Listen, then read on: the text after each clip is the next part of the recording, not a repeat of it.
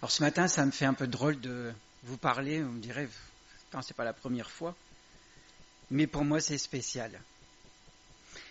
J'ai lu ma Bible, comme je fais d'habitude, et j'ai parcouru le livre des Nombres. C'est un livre que vous aimez tous lire. Hein. Je vois Alain qui me dit, ah ouais, ça paraît pas passionnant du tout. Hein. On voit des nombres, et puis des décomptes de personnes. Mais je vous assure que ça m'a extrêmement parlé. D'habitude, je l'ai déjà lu et puis, bon, je le parcours, je me dis, c'est là, il y a une raison. Mais cette fois-ci, ça m'a parlé. Et je vais vous confesser que dans mes lectures, ça me faisait vraiment bizarre. Vous savez, hier, on a notre frère David Sutherland, excusez mon horrible accent anglais, qui disait, il avait rappelé ce verset, quand tu pries, entre dans ta chambre, ferme ta porte et prie ton Père qui est là dans le lieu secret, et il te le rendra. Et en fait, quand je lis, je prie en même temps, je demande au Seigneur de me parler, de m'éclairer sur sa parole. On le sait, hein, on a besoin de la lumière du Saint-Esprit pour comprendre ce qu'on lit. Et si on n'a pas ça, on lit la Bible comme un livre standard, comme un livre historique, comme un livre qui nous donne des informations. Et on a vraiment besoin que le Seigneur soit assis à côté de nous, mais ça ne me paraît pas assez proche assis à côté de nous. C'est qu'il doit être assis en nous pour qu'on ait vraiment son inspiration divine pour recevoir ce qu'il veut nous dire dans sa parole. Et j'ai vécu des moments comme ça, où j'ai vraiment l'impression que j'étais en contact avec le Seigneur en lisant, et ça me faisait tout drôle, qu'il était là, en moi, tout près de moi, pour m'éclairer sur sa parole. Alors vous me direz peut-être, je vais vous parler de ce que j'ai eu l'impression de découvrir, peut-être que vous me direz, oui, mais ça on le savait déjà, mais moi ça me fait drôle parce que j'ai l'impression de l'avoir redécouvert pour la première fois.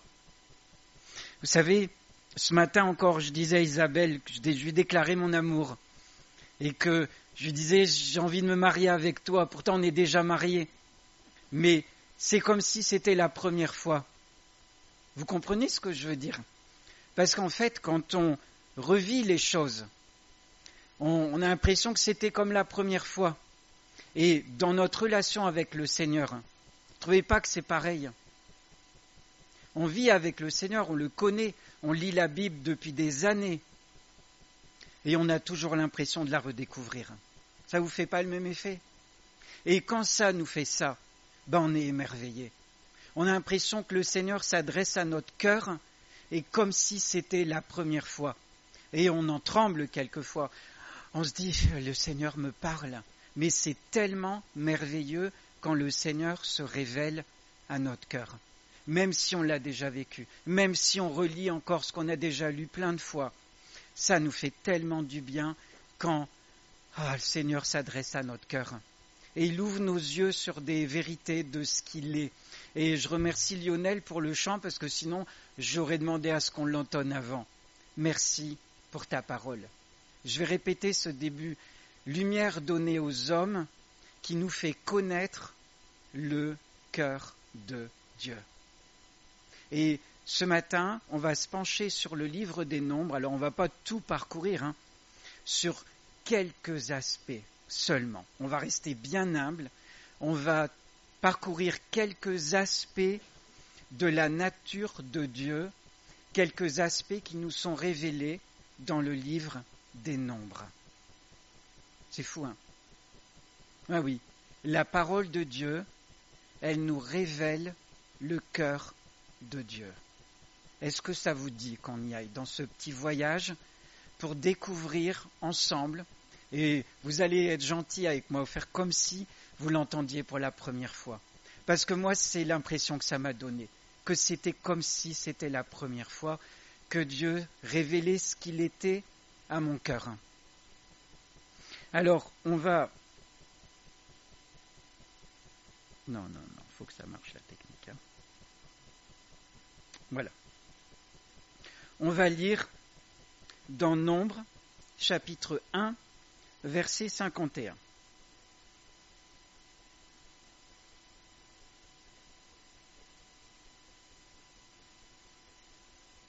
On va commencer au verset 48. Alors, il y a beaucoup de choses. Hein. Il y a beaucoup de diapos. Je ne sais pas si je vais réussir à tout faire aujourd'hui. C'est possible en allant vite, mais j'aime pas aller vite. J'aime bien prendre le temps de dire les choses, d'asseoir les choses. Et si c'est pas fini, vous m'en voudrez pas. Il y aura une suite. L'Éternel parla à Moïse et dit : Tu ne feras point le dénombrement de la tribu de Lévi, et tu n'en compteras point les têtes au milieu des enfants d'Israël. Remets aux soins des Lévites le tabernacle du témoignage, tous ses ustensiles et tout ce qui lui appartient. Ils porteront le tabernacle et tous ses ustensiles. Ils en feront le service, et ils camperont autour du tabernacle. Quand le tabernacle partira, les Lévites le démonteront. Quand le tabernacle campera, les Lévites le dresseront, et l'étranger qui en approchera sera puni de mort. Les enfants d'Israël camperont chacun dans son camp, chacun près de sa bannière, selon leur division. Mais les Lévites camperont autour du tabernacle du témoignage, afin que ma colère n'éclate point sur l'assemblée des enfants d'Israël. Et les Lévites auront la garde du tabernacle et du témoignage. Moi, ce qui m'a marqué, j'ai fait exprès d'accentuer.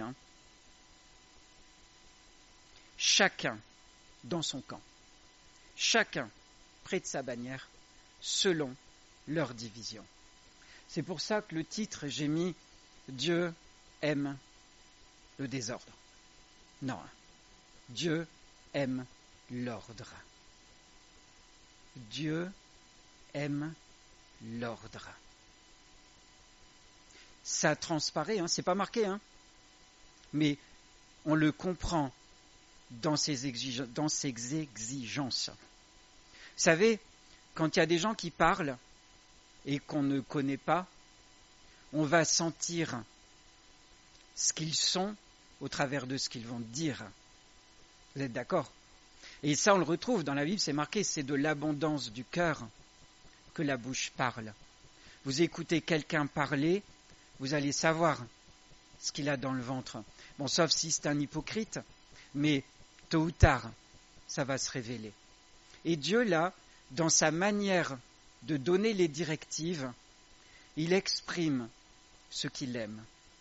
C'est son peuple, le peuple qu'il s'est acquis. C'est le peuple de son héritage, le peuple qu'il a choisi et qu'il aime. Et il veut donc que son peuple lui ressemble. Il veut que son peuple soit parfaitement ordonné. Et on ne va pas tout lire, tous les... parce que ce serait trop long, vous savez. J'ai fait des résumés. Et on dit souvent qu'un schéma parle mieux qu'un long discours. Alors j'ai fait un schéma. Vas-y. Voilà. Ça, c'est le camp d'Israël. Chacun dans son camp, chacun dans sa bannière, chacun selon ce qu'on vient de lire. Et un peu plus loin, on a Dieu qui demande à Moïse et à Aaron de dénombrer, de compter combien il y a d'enfants d'Israël. Vous imaginez le boulot, Alors, ce qui est marrant, c'est que Dieu, il a demandé de compter selon leur nom. Alors moi, je me suis demandé... c'est pas le bon truc. Ah oui, merci. Déjà tout à l'heure, j'ai eu une frayeur. C'était les notes de la fois dernière. Je me dis, voilà, j'espère que je ne me suis pas emmêlé les pinceaux avant de partir, que je n'ai pas mis la mauvaise fiche. Voilà. Donc Dieu, il a demandé de compter selon les noms. Et ça veut dire que peut-être que c'était des registres en fait. tous les noms, quand il y avait des naissances, ils l'écrivaient et ils ont dû compter tous les noms qui avaient été inscrits. Je ne sais pas trop, je ne suis pas formé là-dessus, mais quand on lit, tu compteras d'après les noms.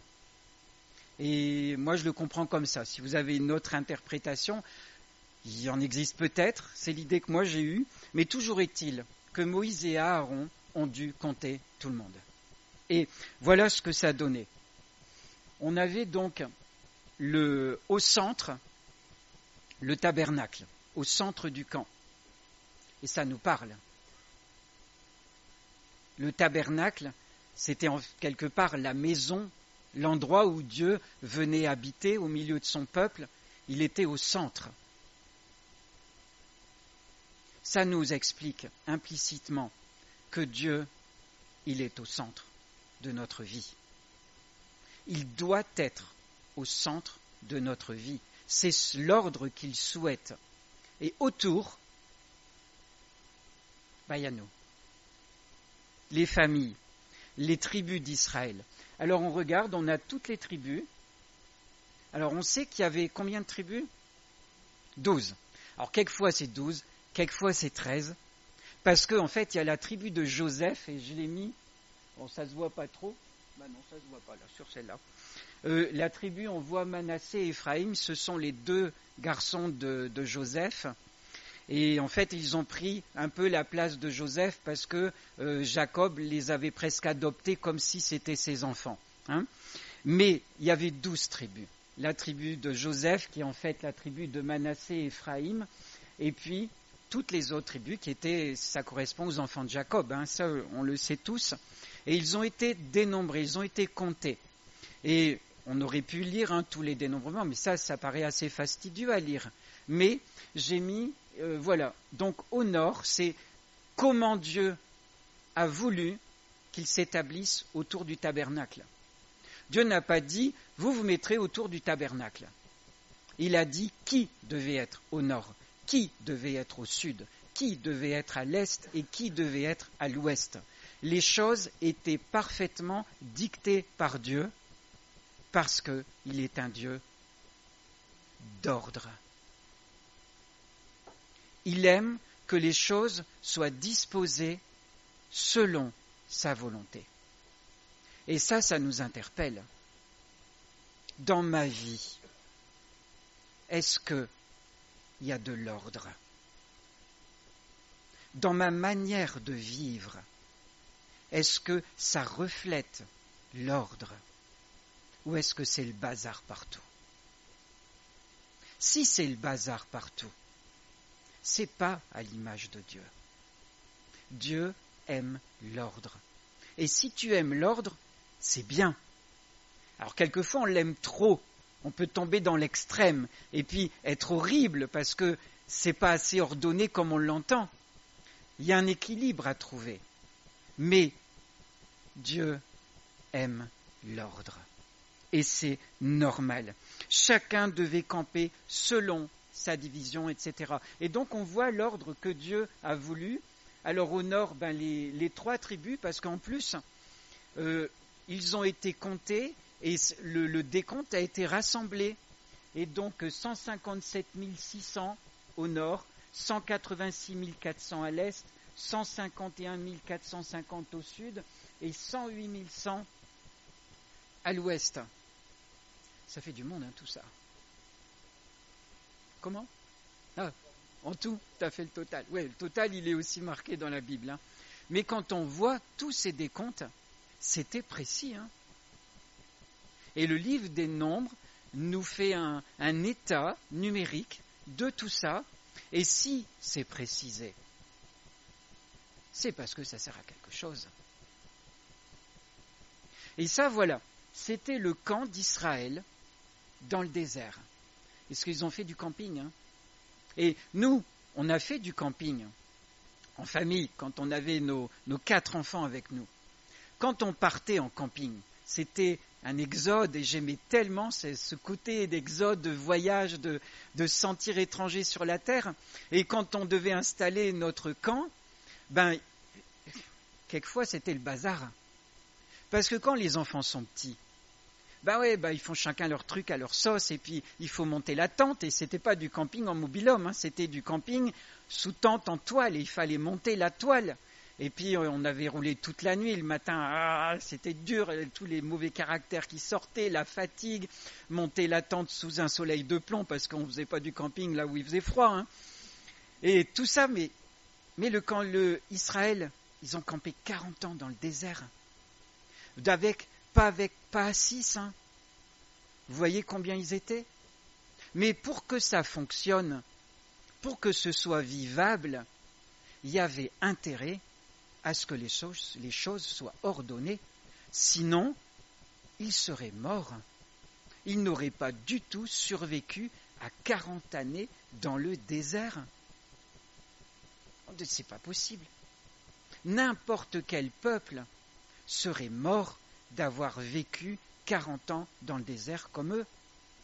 Et c'est un miracle s'ils ont réussi à traverser tout ça. C'est parce qu'ils ont obéi aux ordres divins. Ça a été salutaire pour eux. C'est Dieu qui a été leur ligne de conduite, qui leur a donné les ordres de comment ils devaient se ranger, comment ils devaient se placer, et la diapo suivante, comment ils allaient se mettre à voyager. Parce que figurez-vous qu'ils ont fait du camping itinérant pendant 40 ans. Ils devaient bouger. Et donc, ici, on voit l'ordre fixé par Dieu. J'ai mis les numéros en rouge. Parce que quand ils devaient lever le camp, on verra après, quand ils devaient lever le camp, c'était pas « Allez, on y va !» et tout le monde se mettait en route, parce qu'ils se seraient piétinés. Ils étaient trop nombreux. Il y avait un ordre à respecter, parce que Dieu est un Dieu d'ordre. J'ai mis le numéro 1 pour le côté est, parce que c'est eux qui devaient ouvrir la marche. Ensuite, le numéro 2, c'est eux qui devaient se placer derrière. Ensuite, numéro 3, la tribu de Lévi, les Lévites, qui devaient se mettre en marche. Ensuite, le numéro 4, et en dernier, le numéro 5. Et quand Dieu décidait qu'il devait lever le camp, il devait partir dans cet ordre-là, bien défini. D'ailleurs, on remarque qu'au centre, il y a le tabernacle, et au centre de la marche, il y avait encore le tabernacle. Qu'il soit à l'arrêt, en campement ou en déplacement, Dieu était au centre. Même s'il était devant aussi, parce que la nuée marchait devant, la flamme marchait devant, mais le tabernacle, il était au milieu. Dieu donne toutes les directives de comment il faut faire. Quand on s'arrête, comment on doit faire quand on se met en mouvement. Et vous savez, quand il se mettait en mouvement, on va le lire,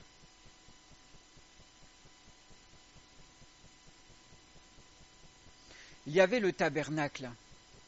Vous savez, toutes les affaires personnelles, chacun devait les gérer quand il fallait partir. Mais le tabernacle, vous imaginez, il y avait le voile, le lieu très saint, le lieu saint. Pour déplacer tout ça, l'arche du témoignage qui contenait les tables, tous les ustensiles qui étaient saints, sacrés, on ne pouvait pas les déplacer comme d'autres choses personnelles des familles des Israéliens. Et on va regarder. Voici les fonctions des fils de Kehat dans la tente d'assignation. Elles concernent le lieu très saint. Au départ du camp, Aaron et ses fils viendront démonter le voile et ils en couvriront l'arche du témoignage. Ils mettront dessus une couverture de peau de dauphin et ils étendront par-dessus un drap entièrement d'étoffe bleue.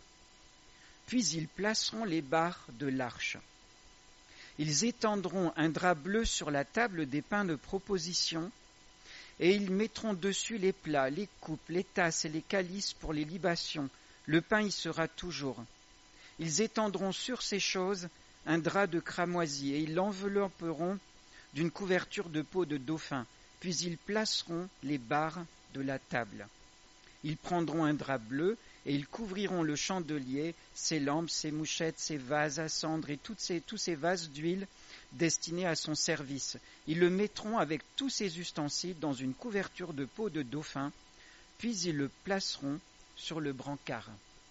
Voyez, ils placeront sur le brancard. Avant ça, ils placeront les barres. 2 fois, pour la table des pains de proposition et pour l'arche. Ils placeront les barres. En fait, personne n'avait le droit de toucher à ces choses saintes. Elles devaient être soigneusement, comme on vient de le lire, recouvertes, et pas par n'importe quoi. Dieu avait ses directives pour que tout soit parfaitement protégé. Il fallait déplacer des choses saintes. Et il fallait que les barres soient mises en place, parce qu'ensuite allaient arriver les porteurs, et les porteurs allaient saisir les barres pour les transporter. Ils n'allaient pas toucher à tous les ustensiles, à tout ce qui était saint. Et il ne fallait surtout pas. Sinon, c'était au péril de leur vie. Comment se dire que Dieu se contente d'un à peu près quand on a pris connaissance de tout ça? Oui.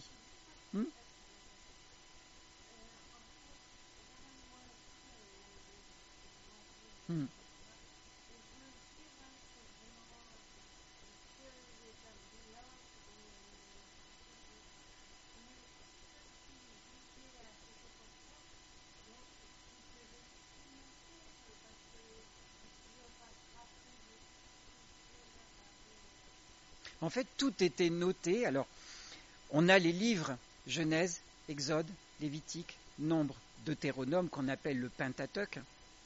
Ce sont des livres qui ont été écrits par Moïse. D'ailleurs, en allemand, la Bible en allemand ne dit pas Genèse, Exode, Lévitique, Nombre, Deutéronome. Elle dit Erste Mose, Zweite Mose, Dritte Mose. Donc, premier livre de Moïse, deuxième livre, cinquième livre de Moïse.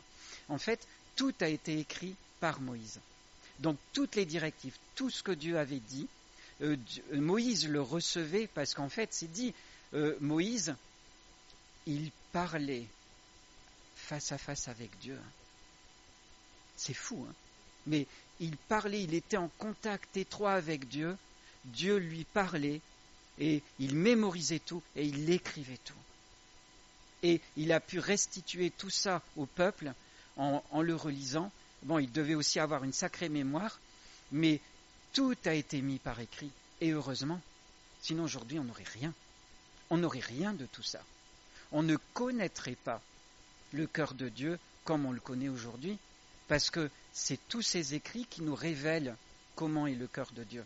Hein, donc tout ça, ça a été écrit, mis sur, je ne vais pas dire sur papier, sur le papier de l'époque, par Moïse, sur des parchemins, sur... je ne suis pas un historien chevronné, mais il y en a qui le savent mieux que moi, mais peut-être sur des parchemins, des papyrus, enfin c'était ce qu'ils avaient à l'époque pour écrire, pour garder des traces écrites, mais c'est sûr que tout ça, ça a été mis par écrit par Moïse.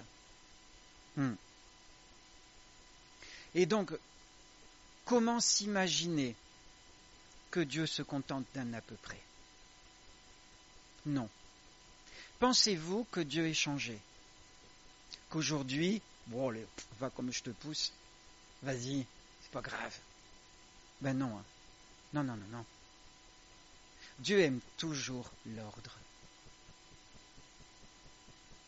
Dieu aime les détails, et de toute façon on le verra dans la suite, hein.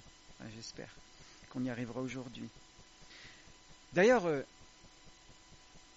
l'apôtre Paul, n'a-t-il pas utilisé les mots « Notre Dieu est un Dieu d'ordre ». On va parcourir ces versets, parce que ça va nous montrer qu'en fait, l'Ancien Testament et le Nouveau Testament, ça se recoupe. Alors on va regarder, Dieu aime l'ordre. Dans 1 Corinthiens 12, 27, il est écrit « Vous êtes le corps de Christ et vous êtes ses membres, chacun pour sa part. » Et Dieu a établi dans l'Église, premièrement des apôtres, secondement des prophètes, troisièmement des docteurs, ensuite ceux qui ont le don des miracles, puis ceux qui ont les dons de guérir, de secourir, de gouverner, de parler diverses langues. Tous sont-ils apôtres? Tous sont-ils prophètes? Tous sont-ils docteurs? Tous ont-ils le don des miracles? Tous ont-ils le don des guérisons? Tous parlent-ils en langue? Tous interprètent-ils? Aspirez aux dons les meilleurs, et je vais vous montrer une voie par excellence. Voyez, le Seigneur, Dieu avait établi autour du tabernacle les tribus dans un certain ordre, et dans l'Église, il a aussi établi un ordre. Et nous devons de le suivre. Et voyez, il y a des églises où, dont des miracles, il est mis complètement en avant d'une façon démesurée, désordonnée, et c'est le bazar. C'est important, les miracles. Mais ce n'est pas ce qui vient en premier. En premier, c'est les apôtres qui annoncent l'Évangile, qui annoncent la parole de Dieu. C'est le premier ministère qui a été disposé. Alors, on ne va pas s'étaler là-dessus, parce que ce n'est pas l'objet de ce matin, mais c'était juste pour montrer que aujourd'hui encore, Dieu aime l'ordre. Et dans l'Église, il y a un ordre à respecter. Et une église où c'est le bazar, ça ne reflète pas la présence du Seigneur. Ce n'est pas à son image. Ce qui est à l'image de Dieu, c'est ce qui lui ressemble, c'est là où il y a de l'ordre. Mais ce n'est pas le seul endroit où Dieu a exprimé de l'ordre. Il a donné aussi des directives dans la famille. J'ai juste choisi 3 endroits où on retrouve ce même Dieu d'ordre, dans l'Église, dans la famille et dans le couple. Et on va juste parcourir rapidement ces versets. L'ordre dans la famille, Éphésiens 6, 1. Super, t'es une pro, on dirait que t'as fait ça toute ta vie. Enfants, obéissez à vos parents, selon le Seigneur, car cela est juste. Honore ton père et ta mère, c'est le premier commandement avec une promesse, afin que tu sois heureux et que tu vives longtemps sur la terre. Mais il n'y en a pas que pour les enfants, il y en a pour les pères aussi. Et vous, pères, n'irritez pas vos enfants, mais élevez-les en les corrigeant et en les instruisant selon le Seigneur. Voilà l'ordre dans la famille. Voilà comment ça doit tourner. Et voilà comment ça ne tourne pas dans notre société. On le voit, Ben oui. Aujourd'hui, on n'obéit plus. On n'obéit plus aux parents. Les parents démissionnés. Alors, je parle il y a encore des cas particuliers, heureusement. Mais dans l'ensemble, les parents ont démissionné. Ils ont confié l'éducation de leurs enfants, la garde de leurs enfants, aux nounous modernes, numériques, que sont les écrans. Comme ça, les enfants, ils sont sages. Ils laissent les parents tranquilles. Mais est-ce que les enfants obéissent? Ben non. C'est pas la bonne éducation, c'est pas la bonne nounou. Aujourd'hui, on parle surtout des droits des enfants. On ne parle plus des devoirs des enfants. Et nous, chrétiens, nous le voyons. Mais quand on entend les gens du monde qui parlent de notre société, qu'est-ce qu'ils disent? Aujourd'hui, il n'y a plus de respect. Aujourd'hui, c'est le bazar. Ben ouais. Les grands psychologues qui en savent plus que nous et plus que la Bible, ils ont décrété que corriger un enfant, c'était pas bon. Ben oui. Et ça donne la société d'aujourd'hui, les enfants d'aujourd'hui, et les enseignants, ils le voient dans les classes. C'est beaucoup plus compliqué qu'avant. Parce que les enfants n'ont pas les notions de respect, d'obéissance, les distances à respecter avec un adulte, avec quelqu'un qui est revêtu de l'autorité. Ça a disparu. L'ordre divin a été bafoué. Et on le voit aujourd'hui, ça ne tourne plus rond. Alors on essaye de remplacer les choses, mais on ne remplacera jamais l'ordre que Dieu avait voulu instaurer. La seule manière de restaurer une société qui fonctionne bien, c'est l'humiliation et la repentance, et de revenir à l'ordre que Dieu avait défini pour que ça fonctionne. Tout à l'heure, je vous ai dit que le peuple dans le désert n'aurait pas survécu 40 ans s'il n'avait pas suivi l'ordre de Dieu. Et aujourd'hui, notre société est en train d'aller dans le mur, à la dérive, parce qu'elle a arrêté de suivre la voie de Dieu.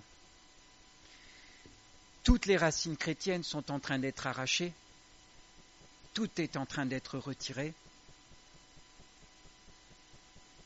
et on s'étonne que ça ne tourne plus rond. L'ordre de Dieu n'est plus du tout respecté. On va continuer avec l'ordre dans le couple. Je vous l'ai dit, l'Église, la famille, le couple, c'est trois colonnes. L'ordre dans le couple.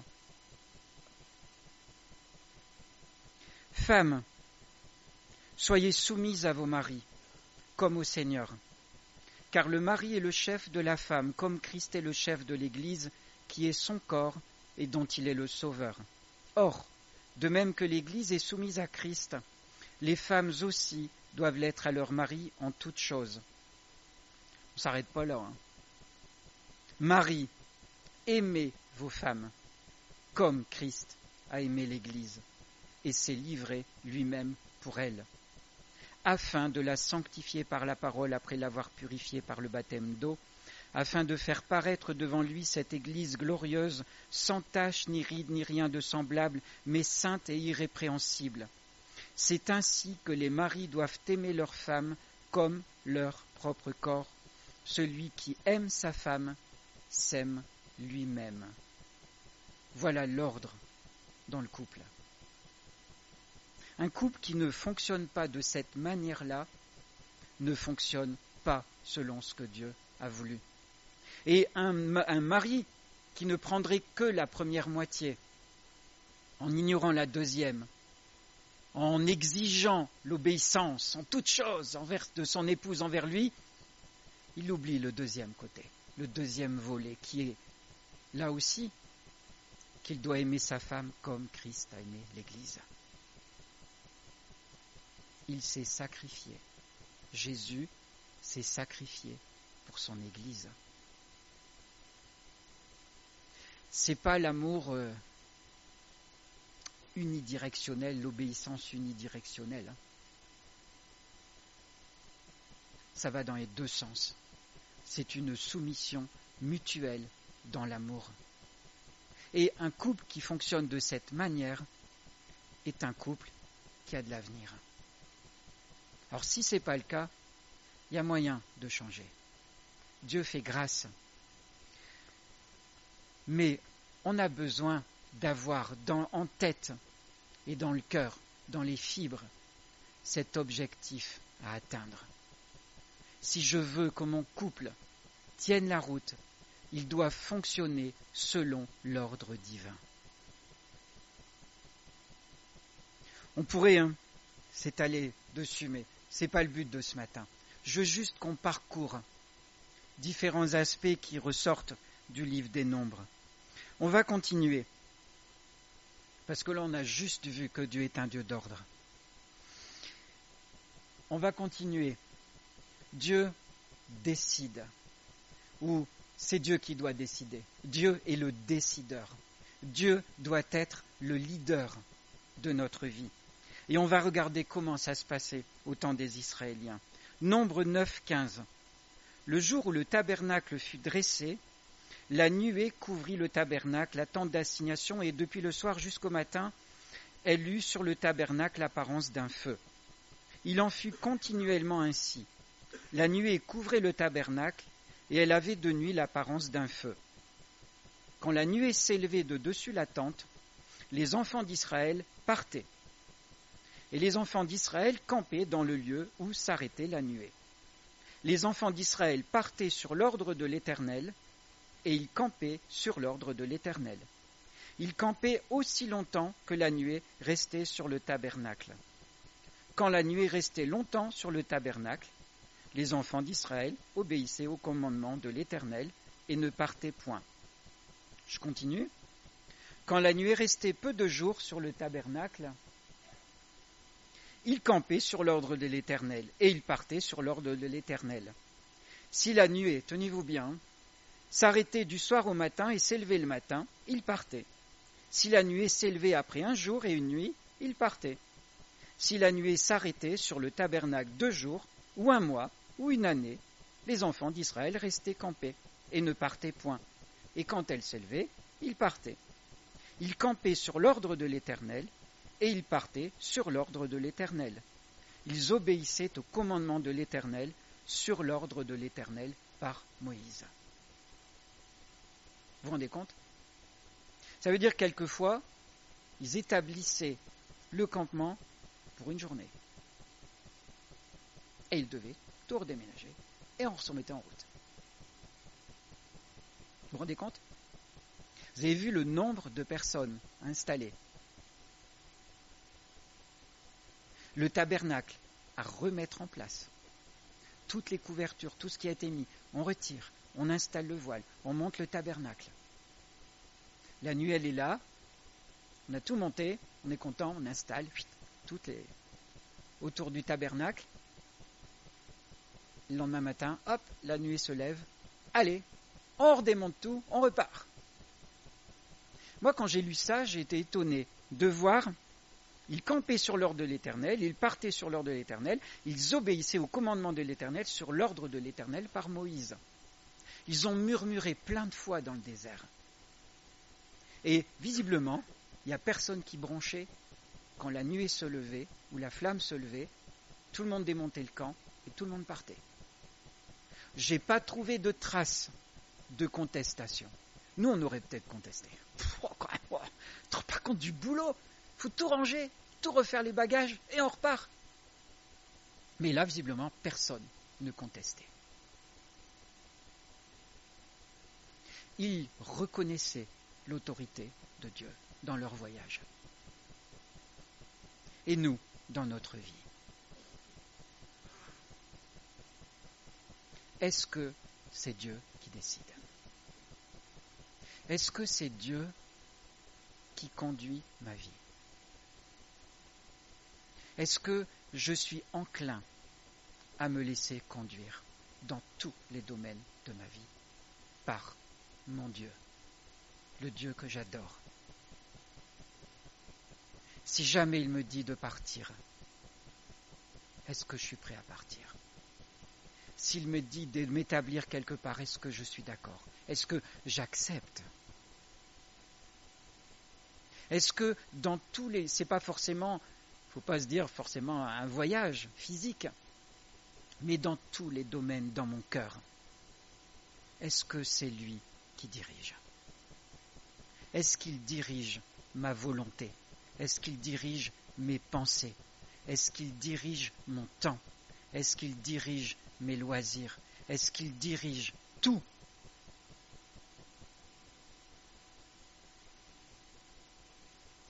Dieu veut décider.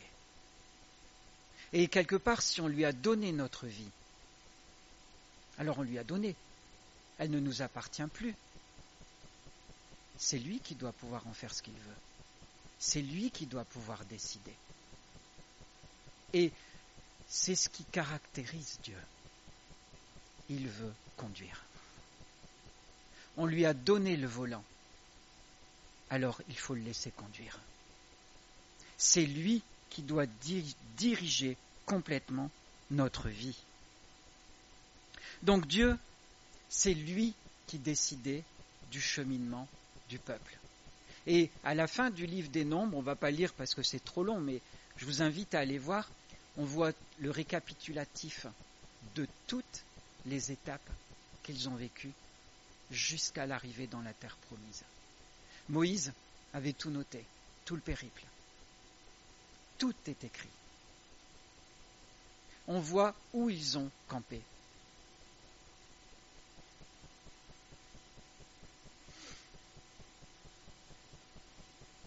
On va continuer. Ça va. Vous savez, c'est Dieu qui décide. Donc, Dieu est un Dieu d'ordre. Il veut décider de tout dans notre vie. Maintenant, on va voir qu'il sait compter. Vous le saviez peut-être déjà, on en a déjà parlé. Ah oui, non, franchement, il sait compter. Et en plus de savoir compter, il aime la précision. On va regarder ça de plus près. Mais je vous en parle déjà souvent quand je suis contemplatif devant la création du Seigneur. J'aime énormément regarder comment les choses dans la nature fonctionnent, comment notre corps fonctionne. Tous les différents systèmes à l'intérieur de notre corps, le système, enfin l'appareil ou l'appareil respiratoire, l'appareil digestif, l'appareil reproducteur, tout ce qui est là, le système immunitaire. Mais quand on se penche sur le fonctionnement de tout ça, mais c'est phénoménal comment ça fonctionne. C'est merveilleux de voir la précision avec laquelle Dieu a tout créé, comment il a disposé les choses à l'intérieur. Et ça, c'est que notre corps. Si on regarde les animaux, la nature, la verdure, la photosynthèse, l'air, l'oxygène, comment tout ça fonctionne, j'en ai déjà parlé, mais je suis émerveillé de voir comment tout ça, ça marche. Et si on regarde l'infiniment grand, la Lune, le système solaire, les étoiles, les galaxies, mais c'est merveilleux comment tout ça, ça tourne, toute la gravitation, c'est merveilleux. Comment ne pas imaginer que notre Dieu, il aime l'ordre? Comment ne pas comprendre que c'est un ingénieur, c'est un mathématicien, c'est un génie? Notre Dieu créateur, c'est un génie et il aime les choses avec une précision énorme. Et ce que nous, on voit, ce n'est qu'une toute petite partie.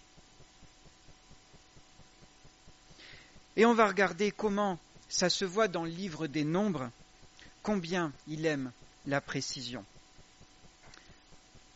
Voilà, très bien. Nombre 3,39. Voilà, j'ai commencé à 3,40. Oui, bon, c'est pas grave. Tous les Lévites, dont Moïse et Aaron, firent le dénombrement sur l'ordre de l'Éternel, selon leur famille. Tous les mâles depuis l'âge d'1 mois et au-dessus furent de 22 000. L'Éternel dit à Moïse, « Fais le dénombrement de tous les premiers-nés mâles parmi les enfants d'Israël, depuis l'âge d'1 mois et au-dessus, et compte-les d'après leur nom. Tu prendras les Lévites pour moi, l'Éternel, à la place de tous les premiers-nés des enfants d'Israël, et le bétail des Lévites à la place de tous les premiers-nés du bétail des enfants d'Israël. » Moïse fit le dénombrement de tous les premiers-nés parmi les enfants d'Israël, selon l'ordre que l'Éternel lui avait donné. Tous les premiers-nés dont on fit le dénombrement, en comptant les noms, depuis l'âge d'1 mois et au-dessus, furent de 22 273. Ça, c'est le nombre de premiers-nés parmi les enfants d'Israël, c'est-à-dire dans les 11 tribus. Juste au début, on a le total de tous les premiers-nés de la tribu de Lévi, la 12e tribu qui étaient affectés aux fonctions du sacerdoce, qui avaient un statut spécial. Eux, ils étaient au nombre de 22 000. Donc on retient, j'ai fait un graphique. La diapo suivante. Vas-y Agnès. Voilà. Ça parle mieux qu'un long discours, un graphique. Voilà. À gauche, les enfants d'Israël, tous les premiers-nés, 22 273. C'est à l'échelle. Hein. Vous voyez, les 273, c'est la toute petite ligne rouge. Et les 22 000, c'est l'histogramme en jaune. À droite, les Lévites, 22 000 premiers-nés. On se dirait, franchement, 273 devant 22 000. C'est pas grand-chose. Ça fait 1,2%. Laisse tomber. Ben non. Chaque premier-né compte. Chaque personne compte aux yeux de Dieu. Et il a fallu, Dieu l'a demandé à Moïse et à Aaron, vous allez racheter les 273 premiers-nés qui sont en excédence chez les enfants d'Israël. Vous savez pourquoi? Les premiers-nés avaient leur importance depuis la sortie d'Égypte.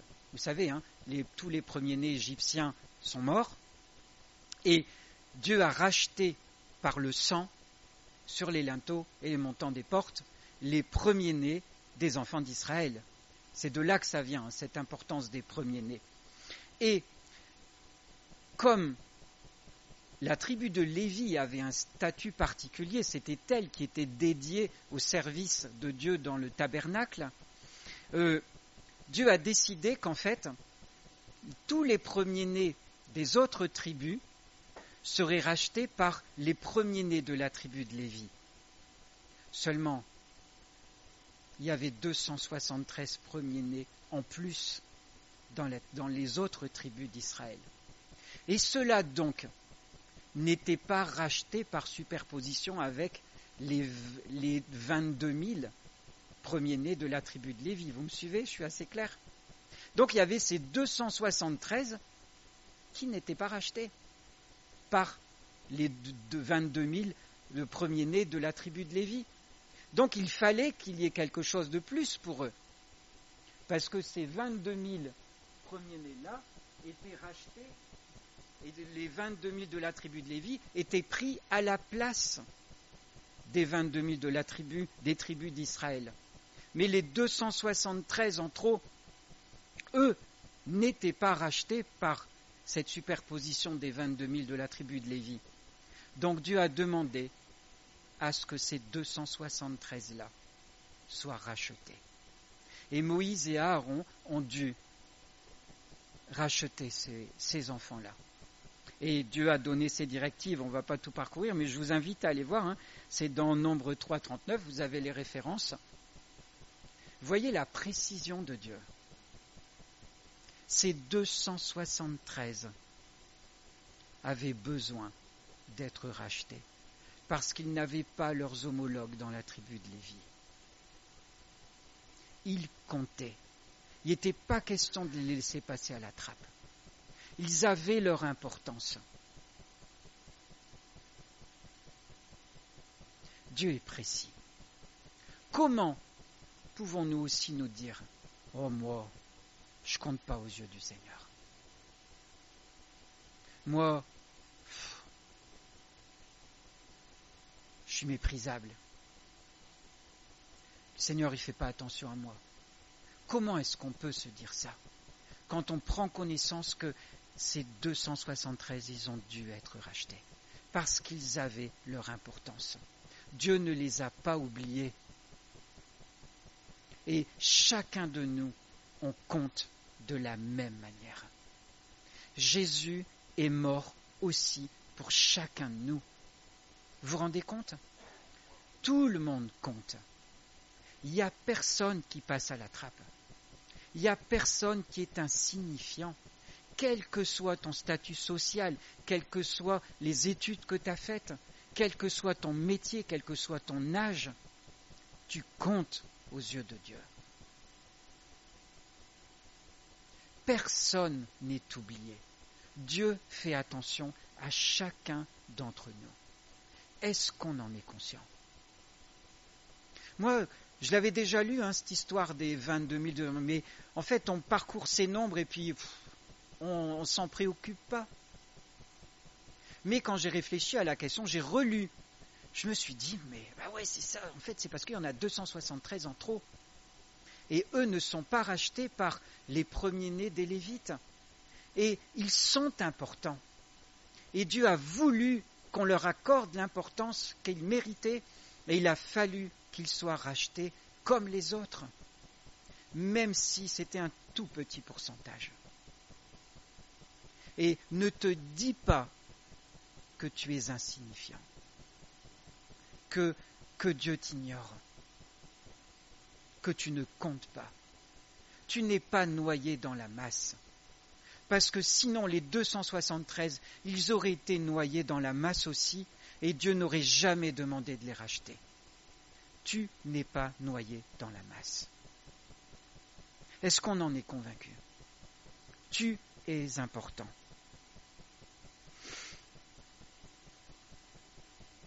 Tout le monde compte avec notre Dieu.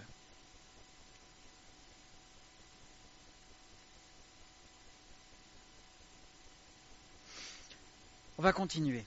On peut. Ah, j'ai pas mis le titre.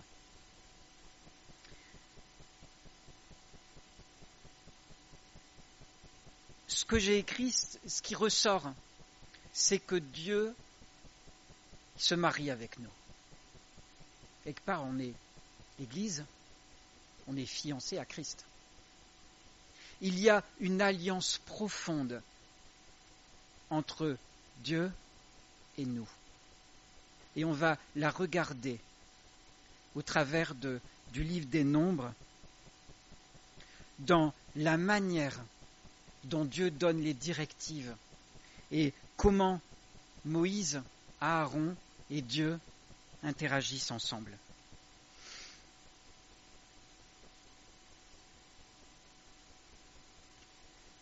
Dans le décompte qu'on vient de voir avec les 22 000, est-ce que vous pensez que Dieu n'était pas déjà au courant de ces 273 ? Si, il était au courant. Et pourtant, il a demandé à Moïse de compter.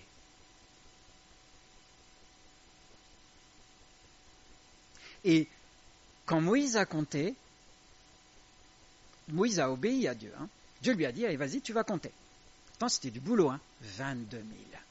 Et 2 fois 22 000, enfin une fois 22 273 et une fois 22 000. Ça fait du boulot. Il a compté tout ça. Et quand il a compté, il est allé vers Dieu. Et il lui a dit, voilà, j'ai compté. 22 273. J'ai compté. 22 000.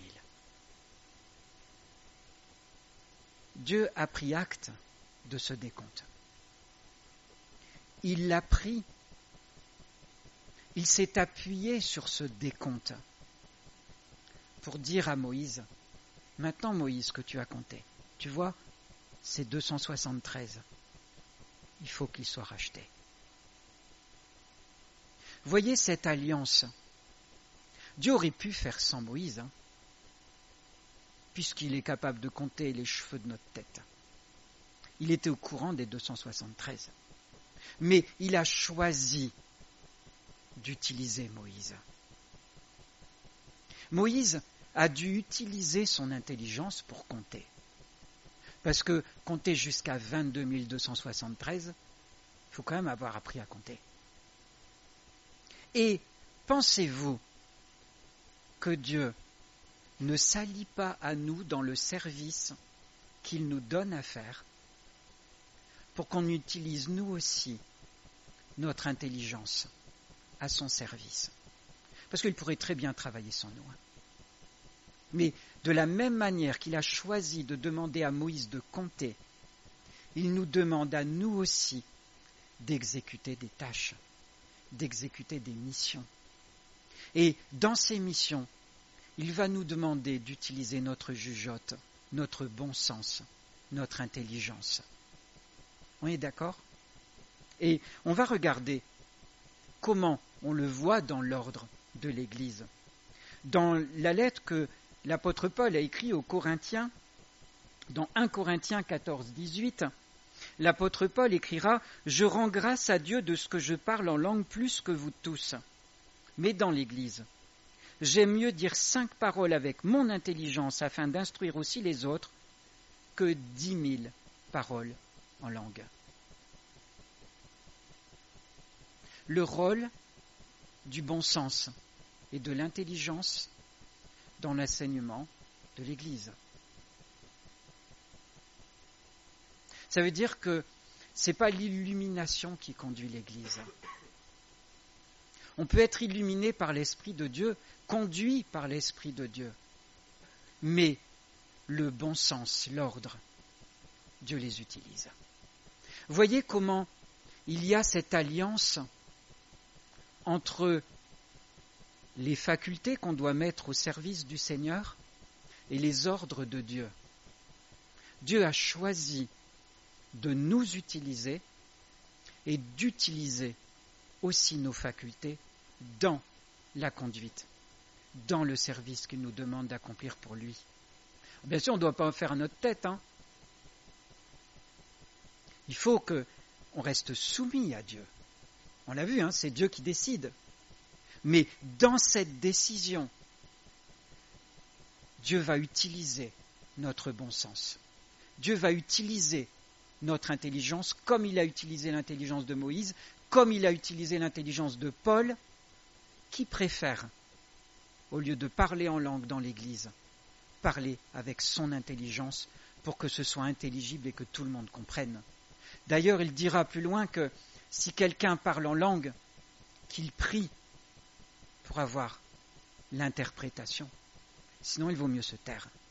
Parce qu'on a besoin que les choses qui sont dites, elles soient compréhensibles. Il y a la comparaison, si le son qui sort de la trompette n'est pas clair, si personne ne comprend, comment l'armée ira au combat ? Les choses doivent être bien claires, doivent être ordonnées et doivent être compréhensibles.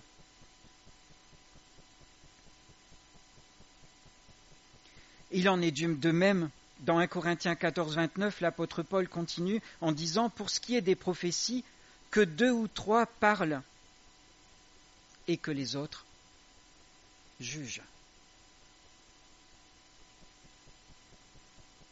Juger, ça fait appel au bon sens. En s'appuyant sur la parole de Dieu. Mais il y a cette alliance profonde entre ce que le Saint-Esprit dit et le bon sens, l'intelligence que Dieu nous a donnée. On ne peut pas prendre l'un sans l'autre et on ne peut pas prendre l'autre sans l'un. Il y a une alliance profonde. Vous savez, moi j'aime bien comparer ça avec un mariage. Dans un couple, il y a une unité telle que l'un ne peut pas faire sans l'autre. Et combien de fois je le dis avec Isabelle ? À 2, c'est toujours mieux. Mais quelque part, Dieu, il veut s'allier à nous. Il veut qu'on porte sa volonté en nous. Il veut une énorme unité intime avec nous. Il veut faire la marche avec nous de notre vie. Il s'intéresse à ce qu'on fait dans notre vie. Et il veut vraiment être profondément uni avec nous dans notre vie et dans tout ce qu'on fait dans l'Église, dans notre travail, dans notre famille, dans nos loisirs, dans notre bricolage, dans tout ce qu'on fait. Il veut être présent et profondément uni à nous dans tous les domaines de notre vie. Il veut remplir nos pensées, il veut remplir notre bouche, il veut remplir notre cœur, il veut qu'on déborde de lui. Il aurait pu faire sans nous, Mais dans l'amour extrême qu'il a pour ses créatures, il a choisi de venir habiter dans les vases de terre que nous sommes et de s'allier par son esprit qui est venu habiter dans nos cœurs, de s'allier profondément avec nous pour faire ce bout de chemin de notre vie avec nous jusqu'à notre mort. Mais c'est ça la vie chrétienne. C'est une vie dans une étroite relation, communion avec Dieu, où il est en nous et c'est lui qui vit en nous, dans notre cœur. Et ça doit être une relation profonde, comme celle qu'on voyait entre Moïse et Dieu. Dieu avait besoin de Moïse et Moïse avait besoin de Dieu. Et ils parlaient face à face. Est-ce que dans les moments intimes qu'on a avec le Seigneur dans notre chambre, est-ce qu'on a vraiment cette impression d'être en contact étroit avec Dieu? Est-ce qu'on vit ces moments intimes avec lui où il nous parle, il touche notre cœur de sa présence et ça nous transforme, ça nous illumine? Mais Dieu veut ces moments-là. Il en a soif et nous, notre âme, elle en a soif.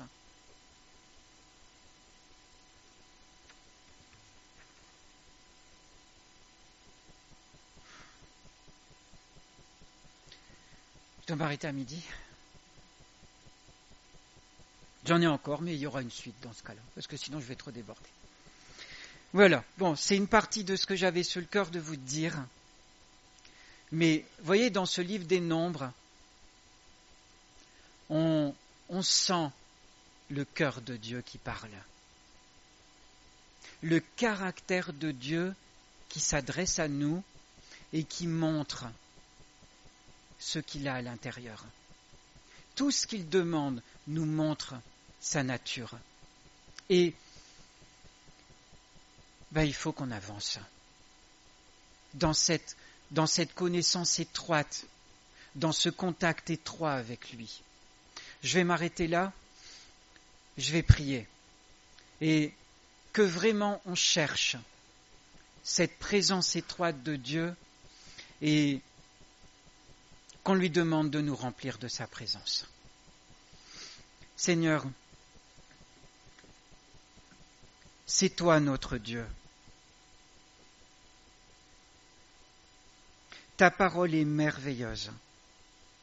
Elle nous montre le cœur de Dieu. Et combien c'est vrai, Seigneur. Merci pour ton amour pour nous. Merci parce que chacun de nous compte. Tu n'oublies personne. Personne n'est insignifiant.